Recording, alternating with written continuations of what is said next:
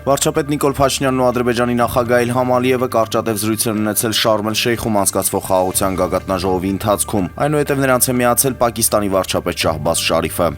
Ռուսաստան-հայ գործարար այժմ կալանքում գտնվող Սամվել Կարապետյանին առաջադրված մեղադրանքը փոխվել է։ Ավելացել են քրեական օրենսգրքի 296-րդ հոդվածի 3-րդ մասի 2-րդ եւ 3-րդ կետերը, իշխանական կամ ծառայողական լիազորությունները կամ դրանցով պայմանավորված ազդեցությունն օգտագործելով առանձնապես խոշոր չափերով փողերի լվացումը։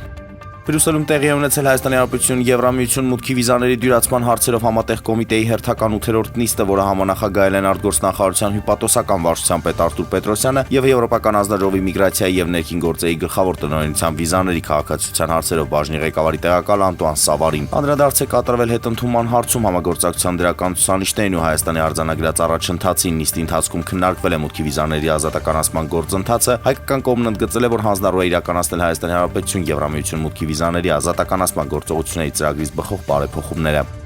Առողջապահության նախարարության հիվանդությունների վերահսկման եւ կանխարգելման ազգային կենտրոնից հայտնում են, որ COVID-ի նոր տարբերակը, որը ստացել է ոչ պաշտոնական ստրատուս անվանումն, առաջին անգամ հայտնաբերվել է Կանադայում 2025 թվականի հունվարի 27-ին։ Վերջին 14 օրվա ընթացքում Հայաստանի Հանրապետությունում արձանագրվել է կորոնավիրուսային հիվանդության 70 դեպք, ինչը նախորդ նույն ժամանակահատվածի համեմատ նվազել է 2 դեպքով։ Իսրայելը հաջորդ տարի խաղաղության Նոբելյան մրցանակի համար կառաջադրի ԱՄՆ նախագահ Դոնալդ Թրամփի թեկնածությունն, այս մասին հայտարարել է Իսրայելի խորհրդարանի խոսնակ Ամիր Օհանան, ելույթ ունենալով խորհրդարանում Դոնալդ Թրամփի դիմավորման արարողության ժամանակ։ Հայաստանի ազգային հավաքականի բոլոր ժամանակների լավագույն ռմբարկու Հերիխ Մխիթարյանը վերհիշել է նախորդ մրցաշրջանի Չեմպիոնների լիգայի խաղաղության ՊՍԺ-ի դեմ կայացած եզրափակիչը։ Բավարիայի եւ Բարսելոնայի դեմ կայացած 4 հիանալի խաղերից եւ այդ թիմերի արգել քաղաքթարերից հետո մենք կարծում ենք, որ կհաղթենք նաեւ Պարիս Սեն-Ժերմենին, բայց եզրափակիչի օրն ամեն ինչ սխալ էր առավոտից մինչեւ վերջին պահը։ Մխիթարյանի խոսքերը մեջբերում է ինսայդեր Նիկոլաս Կիրան։